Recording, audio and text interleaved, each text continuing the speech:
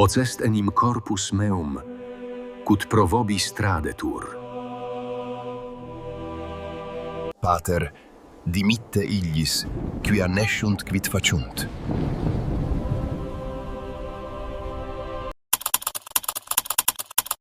Sa loob ng halos 2,000 taon, pinaniniwalaan ng buong Kristyanismo na ang huling hapunan ay naganap noong Huwebes ng gabi, ang tinatawag nating Maundy Thursday. Kinabukasan, Biyernes Santo, ipinako sa krus si Jesus. Linggo ng umaga, siya ay nabuhay na mag-uli. Simple, malinaw, walang pag-aalinlangan. Pero paano kung sabihin ko sa iyo na posibleng mali ang lahat ng ito? Paano kung ang huling hapunan ay hindi naganap noong Huwebes, kundi noong Miyerkules? At ang nagdiskubre nito, hindi isang pari, hindi isang teologo, kundi isang scientist mula sa Cambridge University. Upang maunawaan natin ang misteryong ito, kailangan nating balikan ang pinakamahalagang linggo sa kasaysayan ng Kristyanismo, ang tinatawag na Holy Week. 4 na ebanghelyo ang nagkukwento: Mateo, Marcos, Lucas at Juan. Pero sa loob ng maraming siglo, napansin ng mga eskular ang isang malaking problema. Tila nagkakasalungatan ng mga kwento. Sa 3 ebanghelyo, Mateo, Marcos at Lucas, ipinapakita na ang huling hapunan ay isang Passover meal. Ibig sabihin, kumain si Jesus kasama ang kanyang mga alagad noong gabi ng 15 Nisan, ang unang araw ng pista ng Passover, ayon sa kalendaryong Hudyo. Pero sa ebanghelyo ni Juan, iba ang kwento. Ayon kay Juan, noong huling hapunan, hindi pa dumarating ang Passover. Sa katunayan, ang pagkamatay ni Jesus sa krus ay naganap noong hapon ng Preparation Day, ang araw bago ang Passover, kung kailan pinapatay ang mga korderong pampasko sa templo. Sa loob ng halos 2,000 taon, pinagtalunan ito ng mga teologo at eskular. May nagsabi na nagkamali ang mga ebanghelista. May nagsabi na hindi naman talaga mahalaga ang eksaktong petsa.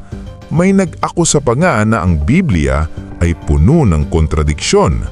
Ang sabi ng isang eskular, ito raw ang most thorniest problem in New Testament studies, ang pinakamatinik na problema sa pag-aaral ng Bagong Tipan. Pero noong 2011, may lumabas na isang librong nagpagulat sa marami. Ang pamagat, The Mystery of the Last Supper, Reconstructing the Final Days of Jesus. Ang may akda, isang scientist, hindi teologo, na nagngangalang Professor Sir Colin Humphreys mula sa Cambridge University. Sino si Colin Humphreys? Siya ay Professor of Material Science sa Cambridge University, isa sa mga nangungunang scientist sa mundo. Ginawaran siya ng knighthood noong 2010 para sa kanyang kontribusyon sa agham. Pero bukod sa pagiging scientist, siya ay isang Kristiyano. At bilang Kristiyano, matagal na niyang napapansin ang misteryong ito. At dahil siya ay scientist, hindi siya nasiyahan sa simpleng sagot na contradiction lang yan. Ginamit niya ang kanyang kaalaman sa physics, astronomy at kalendaryo upang hanapin ang katotohanan. Ano nga ba ang natuklasan ni Humphreys? Ang kanyang pananaliksik ay nagsimula sa isang simpleng tanong: paano natin masasabi ang eksaktong petsa ng pagkapako sa krus? Ayon sa mga ebanghelyo, si Jesus ay ipinako sa krus noong panahon ni Poncio Pilato na naging gobernador ng Judea from 26 AD hanggang 36 AD.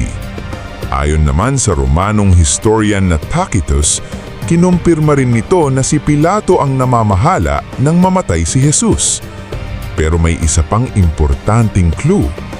Ayon sa Acts of the Apostles 2, verses 14 to 21, noong araw ng Pentecost or panamahalang 50 days pagkatapos ng pagkabuhay, binanggit ni Pedro ang isang propesiya. Ang araw ay magiging dilim at ang buwan ay magiging dugo. Ayon sa mga eskolar, ito ay tumutukoy sa isang eklipse ng buwan, isang lunar eclipse na naganap noong araw ng pagkamatay ni Jesus. Kaya ganito ang naging proseso ni Humphreys at ng kanyang kasamang astrophysicist na si W.G. Waddington. Una, kailangan nating hanapin ang mga taon sa pagitan ng 26 hanggang 36 AD kung saan ang 14 Nisan, ang petsa ng Passover, ay bumagsak sa isang Biyernes dahil ayon sa mga ebanghelyo, si Jesus ay ipinako sa krus noong Biyernes. Ikalawa, kailangan nating tignan kung sa mga taong iyon may naganap na lunar eclipse na visible mula sa Jerusalem, isang eclipse ng buwan na magpapadugo sa buwan. Ano ang resulta? Iisa lang ang taon na tumugma sa lahat ng criteria, 3 April 33 AD. Isang Biyernes, may lunar eclipse na visible sa Jerusalem. Pero may isa pang problema. Kung 3 April 33 AD ang petsa ng pagkapako ni Jesus, ibig sabihin ang huling hapunan na ayon sa Mateo, Marcos at Lucas ay isang Passover meal ay dapat naganap noong gabi ng April 2, 33 AD. Pero ayon sa kalendaryong Hudyo noon, ang Passover hindi April 2, ito ay April 3, ang araw mismo ng pagkamatay ni Jesus. At ito na ang susi. Paano naging Passover meal ang huling hapunan kung ang Passover ay sa susunod na araw pa? Ang natuklasan ni Humphreys, noong panahon ni Jesus, may dalawang kalendaryo ang ginagamit ng mga Hudyo. Ang una, ang official lunar calendar, ang kalendaryong ginagamit sa templo ng Jerusalem. Ito ang sinusunod ng mga pari at ng karamihan sa mga tao. At ayon sa kalendaryong ito, ang Passover ng 33 AD ay 3 April, Biyernes. Pero may pangalawang kalendaryo, isang mas malumang kalendaryo na nagmula pa sa panahon ni Moses. Ito ay isang kalendaryong ginagamit noon ng mga Israelita bago sila dinala sa pagkakabihag sa Babylonia. At ayon kay Humphreys, ang kalendaryong ito, ang lumang kalendaryong Mosaic, ay patuloy na ginagamit ng ilang grupo ng mga Hudyo noong panahon ni Jesus. Kasama rin dyan ang mga Essenes, ang komunidad ng Qumran, ang sumulat ng Dead Sea Scrolls. Kaya ano ang konklusyon ni Humphreys? Ginamit ni Jesus ang lumang kalendaryo para sa kanyang huling hapunan. Ibig sabihin, ang kanyang huling hapunan ay isang totoong Passover meal ayon sa lumang kalendaryo na naganap noong Miyerkules, April 1, 33 AD. Samantala, ang opisyal na Passover ng templo, ang sinusunod ng karamihan, ay naganap noong Biyernes, 3 April 33 AD, ang araw ng kanyang pagkamatay. Kaya nagkakasundo ang lahat ng ebanghelyo. Tama si Mateo, Marcos at Lucas, ang huling hapunan ay isang Passover meal. Tama rin si Juan, ang huling hapunan ay naganap bago ang opisyal na Passover ng templo. Nagkakaintindihan silang lahat, magkaiba lang ng kalendaryong ginamit. Kung totoo ang teorya ni Humphreys, ibig sabihin, ang ating Holy Week timeline ay kailangang baguhin. Ayon sa tradisyonal na timeline, Huwebes ng gabi, huling hapunan. Biyernes ng umaga, paglilitis at pagkapako sa krus. Biyernes ng hapon, kamatayan. Linggo ng umaga, muling pagkabuhay. Pero ayon kay Humphreys, Miyerkules ng gabi, 1 April 33 AD, huling hapunan, Passover ayon sa lumang kalendaryo. Huwebes, mga paglilitis kay Jesus sa harap ng mga otoridad ng Hudyo. Biyernes ng umaga, 3 April 33 AD, paglilitis sa harap ni Pilato at pagkapako sa krus, opisyal na Passover ayon sa kalendaryo ng templo. Biyernes ng hapon, 3 p.m., kamatayan. Linggo ng umaga, 5 April 33 AD, muling pagkabuhay. Sa bagong timeline na ito, hindi nasiksik ang mga pangyayari. May sapat na oras para sa lahat ng mga kaganapan na naitala sa mga ebanghelyo. Ang paglilitis sa harap ni Anas, ni Caifas, sa Sanhedrin, ang pagtatanong kay Pilato, kay Herodes at muli kay Pilato. Hindi na kailangang magmadali. Pero hindi lang si Humphreys ang nag-isip nito. Noong 2007, iminungkahi mismo ni Pope Benedict XVI si Joseph Ratzinger na posibleng gumamit si Jesus ng ibang kalendaryo. Sa kanyang aklat na Jesus of Nazareth, sinabi ng Santo Papa na ang pagkatuklas ng Dead Sea Scrolls ay nagbigay ng posibleng solusyon sa misteryong ito. Sinabi ni Pope Benedict, ang Jesus ay maaaring nagdirawang ng Pasko kasama ng kanyang mga alagad ayon sa kalendaryo ng Qumran. Ibig sabihin, hindi bababa ng isang araw ng mas maaga. Hindi nag-iisa si Humphreys. Kinonsulta niya ang mga nangungunang biblikal na eskolar, kabilang na si Dr. Helen Bond ng University of Edinburgh, isang dalubhasa sa Historical Jesus at sa Gospel of John. Bagamat hindi lahat ng eskolar ay lubos na sumasang-ayon, marami ang nagpupubigay sa kanyang scientific approach. Kinonsulta rin ni Humphreys si Father Eamon O'Carroll, isang biblical na eskolar mula sa Ireland, upang matiyak na ang kanyang mga konklusyon ay naaayon sa teolohiya at sa interpretasyon ng mga ebanghelyo. May isa pang ebidensya na natuklasan si Humphreys, ang koneksyon sa Ehipto. Ayon kay Humphreys, ang lumang kalendaryo na ginamit ni Jesus ay nagmula pa sa panahon ni Moises, noong ang mga Israelita ay nasa Ehipto. Ito ay isang kalendar na nakaayon sa solar at lunar cycles, pero may sariling sistema ng pagtutukoy ng mga buwan at piyesta. At may ebidensya na ang kalendaryong ito ay patuloy na ginagamit sa Galilea, ang rehiyon kung saan lumaki si Jesus kahit noong unang siglo AD. Kaya natural lamang na ito ang gagamitin ni Jesus para sa kanyang huling hapunan kasama ng kanyang mga alagad. Pero syempre, hindi lahat ay sumasang-ayon kay Humphreys. May mga eskolar na nagtatanggol sa tradisyonal na interpretasyon. Teorya 1. Ang tradisyonal na pananaw. Aquinas. Ayon kay St. Thomas Aquinas, ang dakilang teolohyo ng medieval na panahon, walang kontradiksyon sa mga ebanghelyo.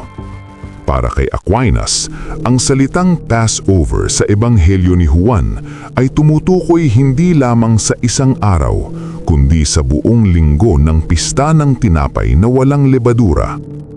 Kaya posibleng ang huling hapunan ay naganap sa unang araw ng pista at ang pagkamatay ni Jesus ay naganap mismo sa araw ng Pasko. Ang pananaw na ito ay sinusuportahan ng maraming tradisyonal na eskolar hanggang ngayon. Sinasabi nilang ang mga Hudyo noon ay gumagamit ng terminong Passover sa mas malawak na paraan, tumutukoy sa buong kapistahan, hindi lang sa isang araw. Teorya 2. Ang Qumran Solar Calendar Theory. Bago pa man si Humphreys, may isang French scholar na nagngangalang Annie Jabert na noong 1950s na nagmungkahi na ang huling hapunang ay naganap noong Martes gamit ang solar calendar ng Qumran community. Ayon sa kanyang teorya, ang kalendaryo ng Qumran ay laging naglalagay ng Pasko sa Miyerkules, kaya ang huling hapunan ay maaaring naganap noong Martes ng gabi. Pero tinutula ito ni Pope Benedict XVI at ng iba pang eskolar.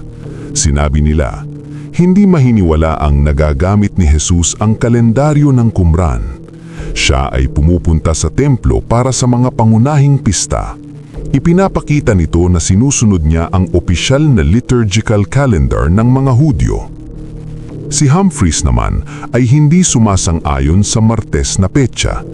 Ayon sa kanyang kalkulasyon, ang kalendaryo ng Qumran ay maglalagay ng Pasko 1 linggo pagkatapos ng kamatayan ni Jesus, which is hindi naman posible.